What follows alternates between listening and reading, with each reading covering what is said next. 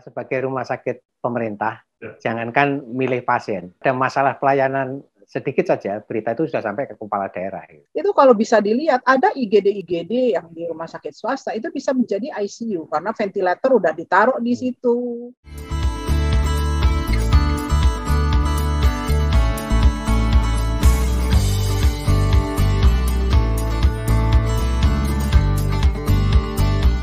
Assalamualaikum warahmatullahi wabarakatuh. Waalaikumsalam warahmatullahi wabarakatuh.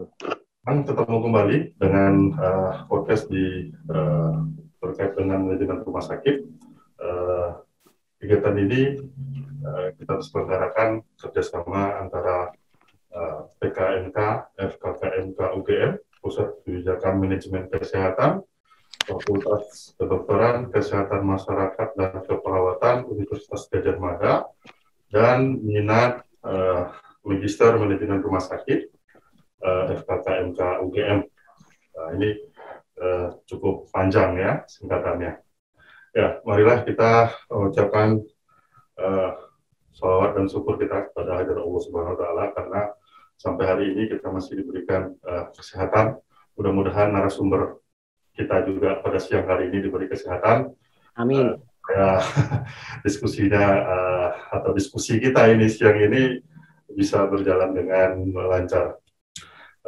Baiklah, topik siang ini sangat menarik sebenarnya karena setiap manusia itu kalau ditanya mungkin tidak semua ya, tapi hampir semua pasti memerlukan uang gitu ya, karena di zaman sekarang uang menjadi suatu hal yang penting, baik uang secara digital maupun secara tunai ya, tapi tetap memerlukan uang. Nah, kita ketahui bahwa akhir-akhir ini jumlah kasus COVID di Indonesia sangat tinggi, jadi meningkat terus-menerus mulai dari awal Juni sampai hari ini, bahkan kemarin itu hampir menyentuh 60.000 ya, tapi mungkin masih di angka 50.000-an. Kita berdoa semoga supaya angka kasus COVID bisa menurun di Indonesia atau bahkan mungkin bisa hilang semoga secepatnya. Nah, terkait dengan angka COVID ini, salah satu efeknya adalah masyarakat atau penderita COVID pasti akan menuju ke rumah sakit untuk melakukan pengobatan lah gitu. Nah, pengobatan rumah sakit, sementara rumah sakit sendiri ada sesuai dengan aturan bahwa itu penderita COVID itu ditanggung oleh pemerintah. Nah, kemarin juga beberapa hari yang lalu di beberapa media online ada cakupan menarik. Nanti kita coba tanya dengan narasumber kita, dengan Bu Dr. Gigi Susi dan Pak Dr. Heru nih dari Arsada dan Bu Dr. Susi dari ARSI. Apakah benar seperti itu yang beberapa hari ini cukup hangat gitu yang terjadi di rumah sakit, sementara beban rumah sakit juga sudah semakin tinggi. Nah, kemudian ada berita itu di media online ya yang kami baca juga, ini cukup menarik ini jadinya. Nah, kemudian juga sampai hari ini juga beberapa keterlambatan masih terjadi pembayaran. Kemarin, tapi bulan lalu itu dari BPKP itu sekitar 2,56 triliun. Tapi nanti kita coba konfirmasi dengan Pak Dr. Heru dan Bu Dr. Gigi Susi ya mengenai angka ini. Kemudian karena terjadi kelambatan, sementara saat ini pasien semakin meningkat jumlahnya, operasional rumah sakit harus terus berjalan. Nah, ini bagaimana ini? Apakah dengan kondisi di satu sisi klaim belum dibayarkan, malah ada beberapa yang dispute juga katanya dari bulan-bulan lalu, itu mungkin kita bisa nanti konfirmasi juga, itu belum dibayar. Sementara jumlah pasien sekarang sudah luar biasa. Nah, di sisi lain, pasien yang bukan COVID itu menurun jumlahnya. Nah, ini juga yang terjadi di beberapa rumah sakit. Apakah rumah sakit swasta juga berdampak seperti itu? Sehingga menurunkan revenue dari rumah sakit. Ya, ini kita coba lihat. Jadi, mudah-mudahan pada kesempatan kali ini, podcast kita ini bisa berguna atau bermanfaat bagi ibu bapak lain, terutama di dalam strategi aliran kas dan financing di rumah sakit di masa-masa seperti saat ini, yang uangnya belum ada, tapi di sisi lain pelayanan harus tetap jalan. Nah, bagaimana bisa menggabungkan kedua hal tersebut? Nah, untuk itu kita coba diskusi di siang hari ini. Narasumber mungkin kita perkenalkan, tapi tidak usah detail. Jadi ada dua narasumber kami di siang hari ini. Satu, Pak Direktur, maaf, Ketua Arsada, Pak Dr. Heru Aryadi, kemudian Ketua ARSI, Bu Dr. Gigi Susi Setiawati Mars. Nah, mungkin kita langsung saja diskusi atau tanya jawab ini Pak Dr. Heru. Tapi kebiasaan kalau dengan Pak Heru bisa manggil Pak Heru aja sih, nggak Pak Dokter sih. Karena dengan Pak Heru sudah kenal jauh lama. Mungkin dengan Pak Heru dulu ya, Bu Dr. Susi ya. Ya, Nah, jadi ini kita tahu Pak, kalau rumah sakit pemerintah, terutama di bawah naungan Arsada tentunya, pasien COVID kan nggak mungkin harus diterima ya Pak ya, kondisinya. Ada tidak ada uang, bagaimanapun harus diterima. Sementara di sisi lain uang itu ya mungkin loh Pak. Nah makanya kita coba konfirmasi ke Pak Heru. Mungkin tidak ada. Nah ini bagaimana kondisi sekarang nih Pak Heru? Silakan. Terima kasih Bang Jos. Assalamualaikum warahmatullahi wabarakatuh. Waalaikumsalam. Setelah sekian lama tidak ketemu. Baik, saya kira pembayaran klaim COVID terutama itu tertunda itu sudah bukan menjadi menjadi rahasia umum gitu ya. Karena semua sudah tahu. Ada aturan-aturan yang yang harus dijalankan, maaf. Yang pertama, aturan umumnya adalah klaim COVID yang masih tertunda untuk tahun 2020 dan dibayarkan di 2021, ini harus melalui verifikasi BPKP dulu. Nah, ini semakin memperpanjang waktu. Karena apa? Karena verifikasi juga tidak bisa serentak sekaligus, gitu, sehingga bertahap. Maka pembayarannya juga menjadi bertahap. Jadi masih banyak yang 2020 belum terbayarkan. Jadi kondisinya Pak Heru sampai sekarang ini yang klaim di 2020 belum terbayarkan semua berarti? Bukan semua. bukan. Jadi sebagian bulan di 2020. Gitu. Ya. Masih ada klaim? Masih ada, betul. Masih ada klaim yang belum terbayarkan karena apa? Karena proses administratif. Salah satunya misalnya karena verifikasi oleh BPJS. Oleh BPJS. Nah ternyata kondisi lapangan itu berbeda-beda. Artinya ketika syaratnya harus ada pemeriksaan lab gitu. Itu diterjemahkan, ada yang menerjemahkan, yang penting ada pemeriksaan lab, terlepas hasilnya positif atau negatif, yang penting ada pemeriksaan lab. Tetapi ada yang mewajibkan harus positif, kalau tidak positif tidak diakui. Padahal gejalanya gejala mengarah ke COVID dan sebagainya. Itu yang pertama. Jadi banyak hal yang terkait dengan verifikasi klaim ini menjadi hambatan.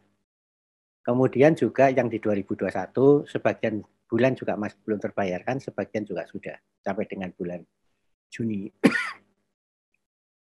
Nah, akibatnya apa? Ya, Bang Jos kan akuntan ya, jadi tahu persis kalau sudah kelambatan pembayaran itu kan pasti ada gangguan likuiditas keuangan. Betul. Kalau di rumah sakit pemerintah yang jadi korban pertama siapa?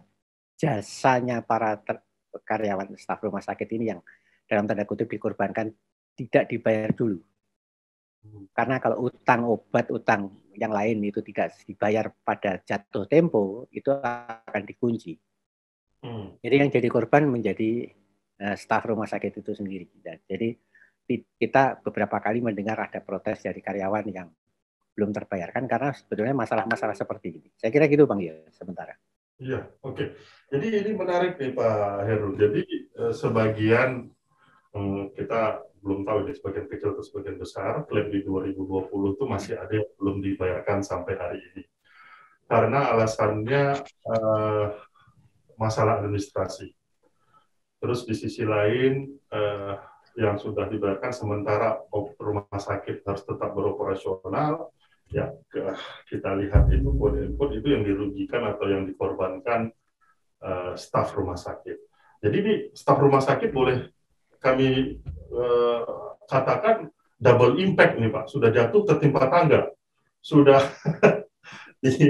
melayani pasien COVID yang sedemikian banyaknya, tapi di sisi lain secara finansial juga hak tenaga kerja juga belum dibayar, begitu ya Pak Heru ya?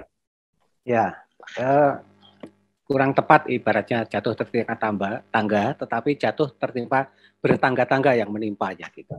Oke, ini menarik nih Pak Heru. Jadi di kondisi Kenapa begitu? Karena kita lihat sekarang itu banyak nakes yang terpapar, terpaksa harus isolasi kan. Betul. Karena sebagian nakes harus menjalankan isolasi, maka pekerjaannya dititipkan pada temannya. Padahal temannya juga sudah capek. Ya. Itu tadi yang saya katakan bertangga-tangga di situ. Oke, baik. Terima kasih Pak Heru. Nah, ini kita ke kondisinya coba lihat di ya satu jelas harus ada Asosiasi Rumah Sakit Daerah. Yang jelas pasti pemerintah punya semua. Nah, kalau ARSI ini, nah ini rumah sakit swasta nih Bu Dokter Susi. Ini kondisinya kurang lebih sama dengan Arsada atau bagaimana Bu? Ini silakan Ibu. Ya, mungkin tadi sudah disampaikan oleh Pak Heru. Untuk pelayanan 2020, sebagaimana kita ketahui, memang banyak klaim yang belum bisa dibayarkan ke rumah sakit karena menunggu audit BPKP. Ya. Jadi untuk pelayanan 2020 masih ada rumah sakit yang belum dibayar. Ya, jadi kemarin sudah dilakukan pembayaran hasil audit BPKP ya untuk layanan 2020. Ada berapa tahap saya lupa ya, nanti mungkin detailnya berapa angkanya dan lain-lain itu perlu tanyakan kepada Kementerian Kesehatan karena saya juga nggak hafal ya hasil audit kemarin ya. Tentunya yang belum diaudit juga ada kan karena nggak mungkin serempak ya, jadi bertahap ya. Itu yang pertama. Jadi seperti tadi Pak Heru katakan secara administratif memang harus beberapa yang harus diperbaiki oleh intern rumah sakit ya, supaya ke depan tidak terlalu banyak dispute ya. Kemudian pemahaman rumah sakit, pemahaman verifikator BPJS ya itu juga harusnya sama ya, sehingga tidak ada peraturan kementerian ya regulasi terkait klaim ini ditafsirkan berbeda ya. Jadi sekarang ini kalau udah tidak sama udah masuk dispute ya. Kalau semakin banyak dispute tentunya ini akan menyusahkan rumah sakit Bang Yos ya. Jadi karena ini yang kesulitan kita ya. Tentunya tadi kalau Arsada mungkin masih ASN ya, kami di swasta pure semua dari sendiri ya, maksudnya ya, jadi beli alat, beli apa segala macam pasti rumah sakit sendiri ya. Jadi kalau ditanya cukup apa enggak untuk operasional, tentunya tidak cukup kalau pasti terganggu cash flow-nya ya di lapangan terkait ini kok belum dibayar ya, ini baru layanan 2020, ini bisa langsung ke 2021 enggak? Silakan. Oke. Ya. Untuk 2021 memang layanan 2021 sudah ada yang dibayar ya, terutama yang BAHP ya, yang sudah ada berita acara hasil verifikasi itu udah beberapa rumah sakit dibayar. Ya, namun tidak semua juga rumah sakit ya, karena di 2021 juga ada layanan yang dispute Bang Yos ya. Yang dispute ini untuk 2021 ini harus diselesaikan oleh tim penyelesaian TPKD, tim penyelesaian claim dispute ya, tim percepatan untuk menyelesaikan dispute. Nah, ini diserahkan kepada provinsi-provinsi. Ya, provinsi-provinsi ini DKI baru nanti nih.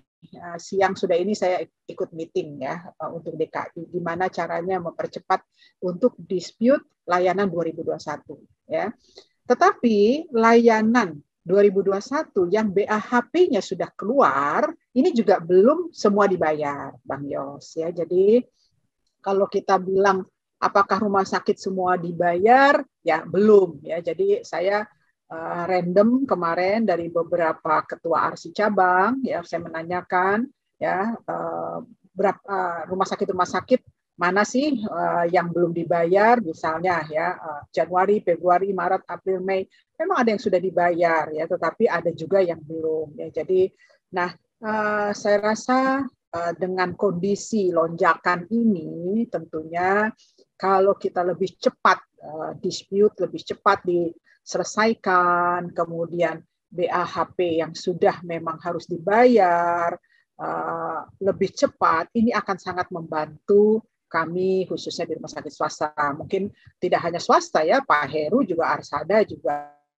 banyak rumah sakitnya ya, jadi harusnya sama-sama lah ya, semua rumah sakit, baik rumah sakit pemerintah dan rumah sakit swasta ya. Nah, proporsional pasien-pasien dalam lonjakan ini, Bang Yos, hampir rumah sakit sudah lebih rumah sakit swasta ya, tempat tidurnya kalau di DKI itu udah sampai 50-60%. Memang tidak semua sama ya, tapi rumah sakit besar bisa biasanya 60% total tempat tidur udah untuk ya. Tetapi kalau rumah sakit kecil mungkin kemampuan tempat tidurnya dan lain-lain tidak memungkinkan, sehingga 35% tempat tidur untuk COVID ya.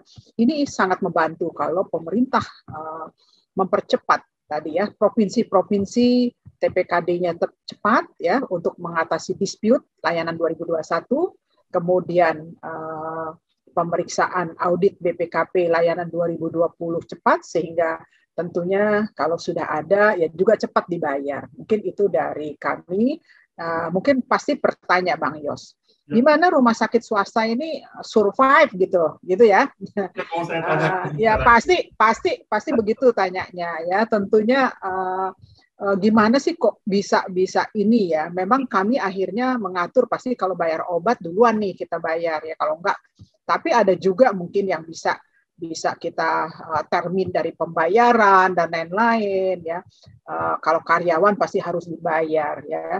Nah, beberapa karena kami swasta pernah bermasalah, mungkin tidak hanya swasta ya, bermasalah dengan pembayaran dari BPJS. Mungkin Bang Yos tahu ya, sebelumnya kan kita juga lama BPJS, sekarang BPJS mungkin agar lebih cepat karena mungkin memang pasien BPJS lebih sedikit sekarang ya.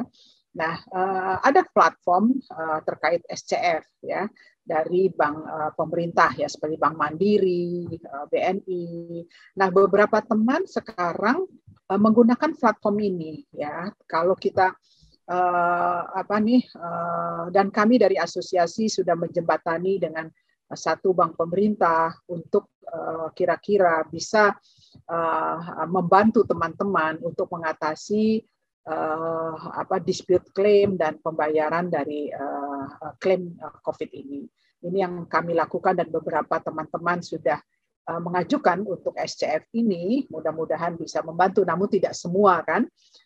Tentunya kami mengharapkan lebih cepat pembayaran oleh pemerintah ya akan lebih baik, dan terutama di bulan-bulan terakhir ini yang sangat-sangat kami rasakan sangat-sangat cukup berat di lapangan. Mungkin itu dari saya. Terima kasih, Bu Dokter. Jadi sebenarnya memang itu yang mau saya tanyakan, apa strategi kita menghadapi kondisi seperti ini. Tapi tadi sudah disebut oleh Bu Dokter bahwa salah satunya ya menggunakan yang namanya SCF gitu ya. Nah, apakah ini solusi yang bisa menyelesaikan segala masalah atau tidak? Nah, ini yang coba kita diskusikan lebih dalam lagi. Apakah juga di rumah sakit pemerintah daerah ya? Karena di sini Pak Heru sebagai Ketua Arsada ini juga menggunakan tools yang sama ini. Karena kalau boleh tahu dulu nih Pak Heru, tagihan tertinggi berapa Pak yang Pak Heru bisa sebutkan Pak ini, tapi tanpa menyebut nama rumah sakit Pak? Ya, yang saya tahu sampai dengan 200 M. 200 M, itu rumah sakit daerah ya Pak ya? Ya, rumah sakit daerah. Baik, nah itu kan pasti sangat mengganggu cash flow rumah sakit sekali itu Pak, sangat-sangat mengganggu dengan 200 miliar itu. Nah, ini strateginya apa nih Pak? Kalau tadi di swasta disampaikan salah satu menggunakan yang namanya SCF. Nah, kalau di pemerintah gimana Pak? Karena Ya, apapun alasannya, rumah sakit pemerintah adalah milik daerah ya Pak ya. Pasti daerah juga bertanggung jawab gitu untuk operasionalnya rumah sakit. Tapi kan nggak mungkin juga gitu kan pemerintah mensupport danai semua ke rumah sakit, karena pemerintah juga ada urusan yang lain-lain, bener gitu ya Pak Heru ya. Karena pemerintah itu ada bagian kesehatan, ada bagian pendidikan, ada macam-macam gitu loh. Jadi bukan 100% kesehatan gitu. Itu maksudnya yang perlu disampaikan. Nah, untuk kondisi seperti ini, Pak Heru, ini apa yang dilakukan oleh rumah sakit ini, Pak? Ya, terima kasih. SCF itu bagi rumah sakit daerah merupakan angin surga. Ini beda cerita ini Pak, antara rumah sakit swasta sama rumah sakit daerah ini. Silakan. Iya, angin surga. Kenapa? Karena ada ketentuan dari Kementerian Dalam Negeri bahwa utang itu tidak boleh melampaui tahun anggaran, utang jangka pendek. Nah, padahal biasanya memanfaatkan SCF itu kan bulan-bulan setelah Agustus. Betul. Ya, jadi utangnya September, mungkin cairnya Oktober, Desember harus sudah lunas. Itu kan tidak mungkin. Itu yang saya sebut sebagai angin surga. Gitu. Iya. Nah, beberapa teman di beberapa direktur rumah sakit ada yang memilih prinsip begini, lebih baik melanggar administrasi daripada melanggar pelayanan yang akan menimbulkan kematian pasien. Artinya, ya sudah nanti dibayar melewati tahun anggaran, paling-paling temuannya kan kesalahan administrasi gitu ya. Jadi, itu. Tapi ada yang tidak berani gitu. Iya. Tapi jadi dihadapkan pada pilihan yang sangat sulit. Kalau rumah sakit swasta kan tidak terbatas tahun anggaran. Iya, itu longgarnya di situ. Ini lebih apa, karena ya swasta, namanya swasta. Tapi apakah sebuah rumah sakit swasta melayani COVID, Bu, saat ini? Dari data dari Kementerian Kesehatan itu 803 yang melayani COVID ya, seluruh Indonesia ya. Jadi rumah sakit swasta kan 1.800-an ya, karena kan beberapa provinsi memang tidak menunjuk di daerahnya adalah rumah sakit swasta sebagai rujukannya. Jadi mungkin tidak semua ya, tapi kalau di DKI itu sekitar 90-an% itu kayaknya rumah sakit swasta. Di seluruh Indonesia paling banyak rumah sakit swasta 803 yang data terakhir dari Kementerian Kesehatan. Kalau tadi Pak Heru sebagai Ketua Arsada menyatakan ada salah satu rumah sakit yang klaimnya sampai 200 miliar ini, Bu. Nah, kalau yang di bawah asosiasi Ibu ini, berapa, Bu, yang paling besarnya, Bu? Waduh, saya nggak punya angkanya ya, jadi nanti mungkin ke Kemenkes, cuman tagihan yang saya lihat dari presentasinya Pak Dirjen itu tagihan COVID ya, klaim COVID yang terbesar adalah rumah sakit swasta ya.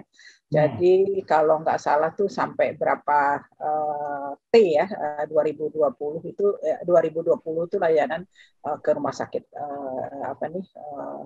swasta ya, jadi yang paling banyak. Tetapi rumah sakit mana saya nggak tahu ya, karena pasti itu confidential, jadi tidak tahu per rumah sakitnya ya. Tetapi totally klaim COVID 2020 itu yang paling banyak adalah rumah sakit swasta. Oke, Bu dokter, ini ada nggak karena efek keterlambatan ini dengar gitu, Bu, atau ya kalau di media ada pasti yang Ibu dengar itu sehingga terganggu pelayanan, terutama pelayanan yang sifatnya emergensi lah, ada nggak ya terganggu? Tapi alhamdulillah, mungkin boleh saya jawab.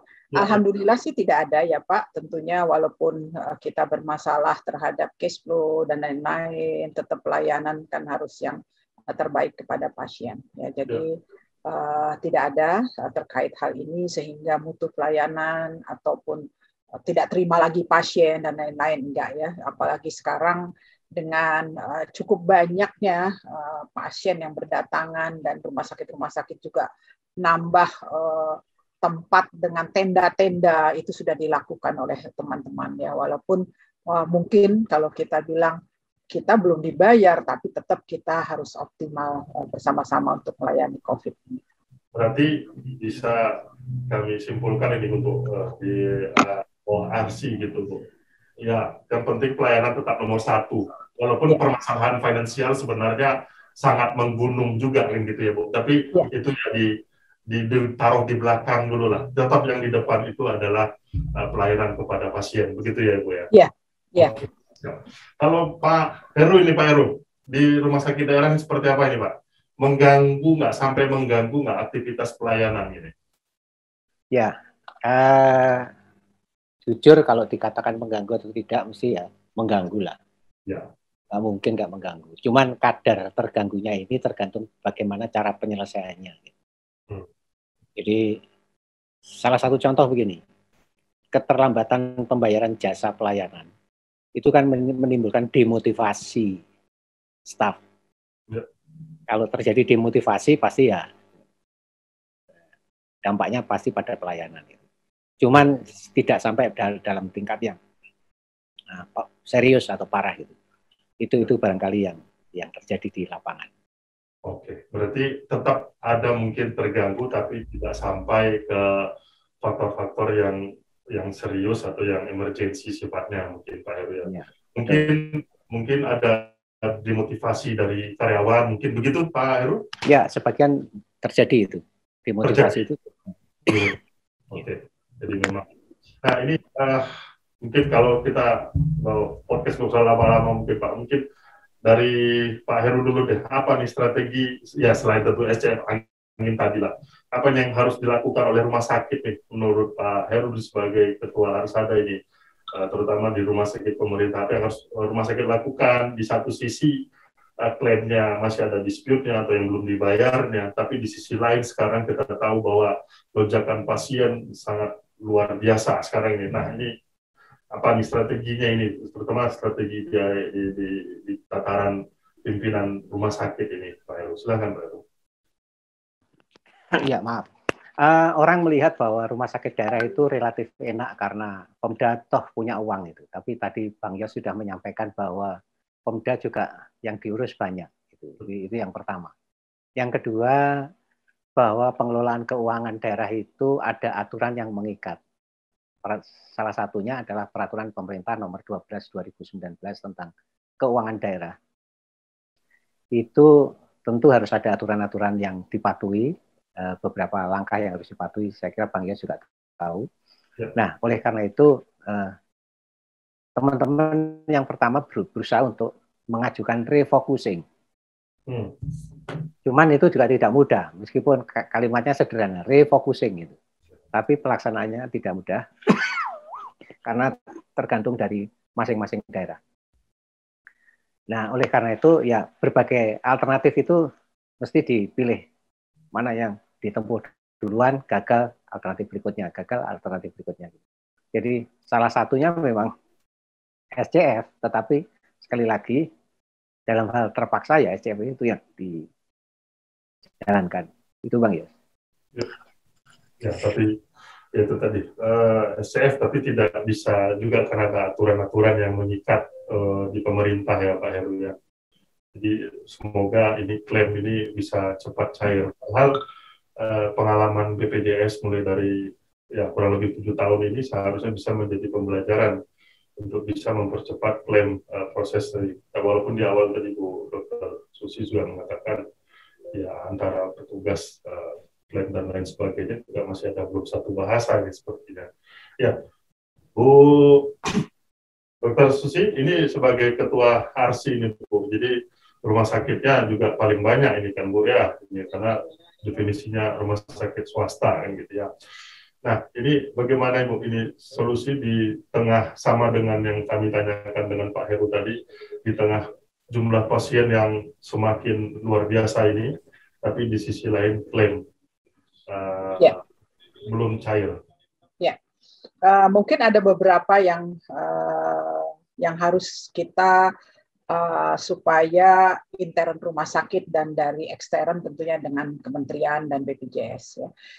Dari intern sendiri ya tentunya dengan KMK yang terbaru itu batas klaim itu kan 2 bulan kalau nggak hangus tuh ya Bang Yos ya.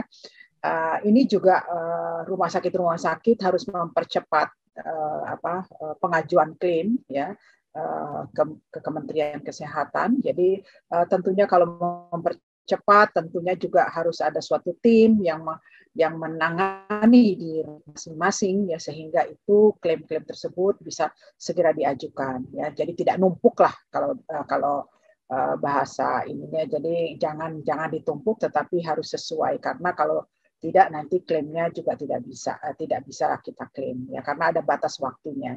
Kemudian dengan belajarnya banyaknya dispute tadi yang penyamaan persepsi intern rumah sakit maupun BPJS sebagai verifikator, ya, tentunya kita harus perbaiki, ya. Saya minta kepada rumah sakit swasta, ya, membelajarlah dari dispute yang terjadi supaya tidak terjadi dispute, karena tentunya kalau banyak dispute itu akan semakin besar, ya, lama tunggu untuk diverifikasi lagi oleh tim TKPD, ya, TPKD di masing-masing provinsi yang sekarang ini belum jalan, ya. Ini akan semakin outstanding piutangnya semakin tinggi, ya. Jadi harusnya kan semakin kecil gitu, ya, supaya kita bisa. Nah, kami mengharapkan, ya, BAHP kalau yang sudah layak, yang sudah memang keluar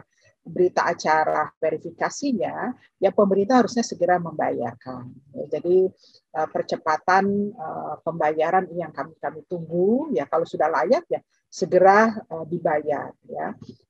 Kemudian tadi walaupun kami mungkin bisa minjam, kan belum tentu semua rumah sakit swasta mau meminjam kepada bank, ya, belum tentu juga semua mengajukan, ya. Nah, ini tadi, ya, kita harus perbaiki intern supaya tidak terjadi dispute, sehingga outstanding dispute-nya semakin besar dan semakin lama untuk verifikasi, ya. Kalau sudah ada BAHP, tentunya kami minta Kementerian Kesehatan segera membayarkan, dan kami juga mengusulkan, karena di layanan 2021 berbeda dengan layanan 2020.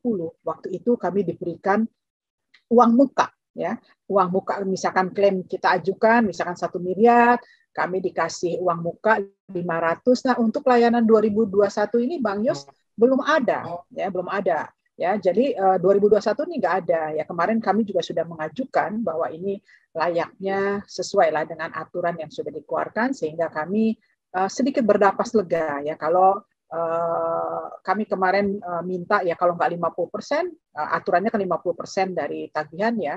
Kalau memang nggak berani, misalnya, ya, silakan 40 atau 30%. Ini akan membantu sekali untuk operasional rumah sakit. Kemudian untuk dispute, ya, tadi, ya, ini kan diserahkan kepada provinsi masing-masing, ya. Jadi tidak sama nih Bang Yos, ya. Mungkin kalau provinsinya aktif mungkin cepat, ya. Untuk 2021 ini, ya, ini belum sama sekali provinsi-provinsi itu bergerak, ya, dengan PKD tadi, ya. Ada mungkin kali provinsi-provinsi belum dilatih dan lain-lain, ya, ini secepatnya, karena ini sangat-sangat membantu rumah sakit, ya. Hari ini nanti setelah ini kami ada pertemuan untuk DKI, ya. Jadi DKI sudah minta dari rumah sakit itu membantu reviewer, jadi melihat dispute ini dan lain-lain. Kami sangat mendukung dari asosiasi supaya ini cepat, ya. Tetapi provinsi-provinsi lain yang tentunya juga banyak pasien-pasien COVID, ya, ini harusnya segera direalisasikan juga, karena tentunya ini mempengaruhi, ya, outstanding piutang rumah sakit pasti besar, ya, di situ, ya. Jadi kalau dispute-nya lebih banyak daripada yang layak dibayar, ya, BAHP-nya ini kan sangat mengganggu, Bang Yos, ya, mengganggu sekali, ya. Mungkin Bang Yos pasti lebih pengalaman, ya, ini sangat-sangat mengganggu sekali, ya. Jadi kami juga tentunya rumah sakit juga harus memperbaiki intern untuk meminimalkan dispute ini, ya. Bagaimana caranya?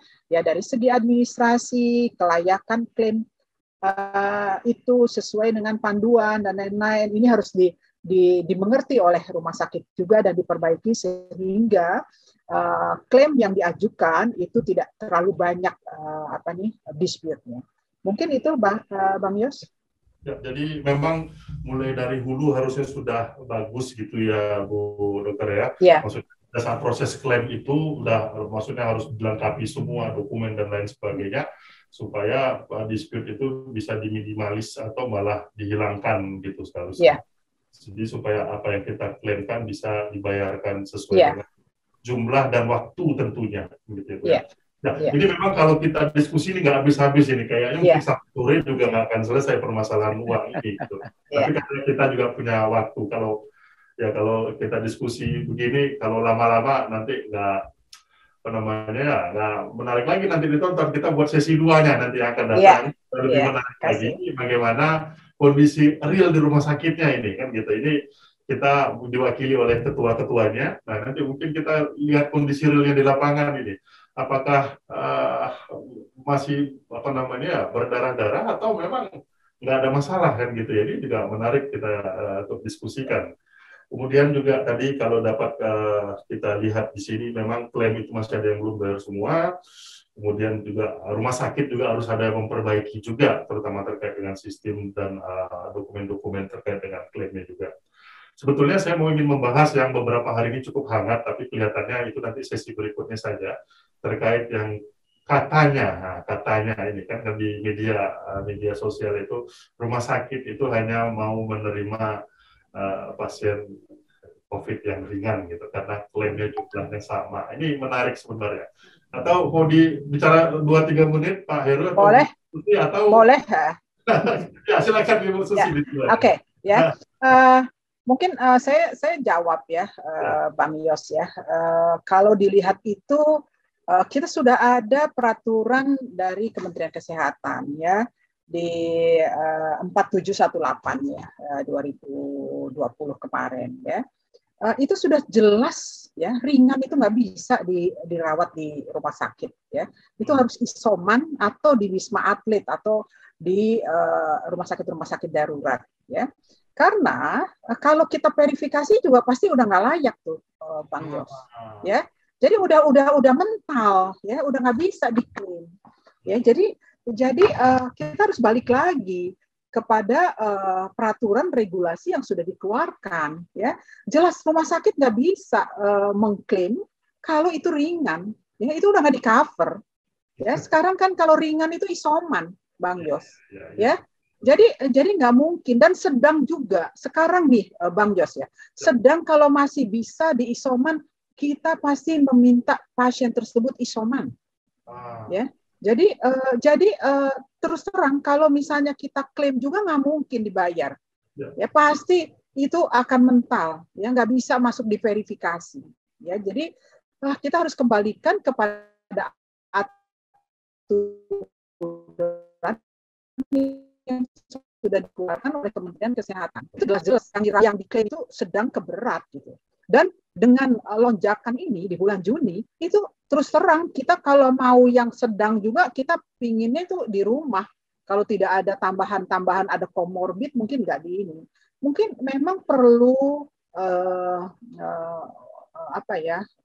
kalau media massa atau media sosial ya, mungkin sekali-sekali wartawan masuk ke ICU atau ruang isolasi gitu ya, supaya bisa melihat kondisi real di lapangan. Ya terus terang sekarang saja dengan lonjakan ini, IGD itu banyak dijadikan ruang isolasi. Ya, jadi banyak tambahan-tambahan. Mungkin Pak Heru RSUD paling banyak tuh yang buka tenda ya, buka tenda di IGD-nya dan lain-lain ya. Itu kalau bisa dilihat ada IGD yang di rumah sakit swasta itu bisa menjadi ICU karena ventilator udah ditaruh di situ.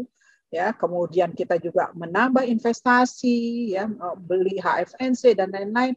Terus terang ini benar-benar sangat-sangat hektik ya di lapangan, dan juga tadi benar kata Pak Heru, itu juga karyawan juga banyak yang terpapar ya, nakes-nakes.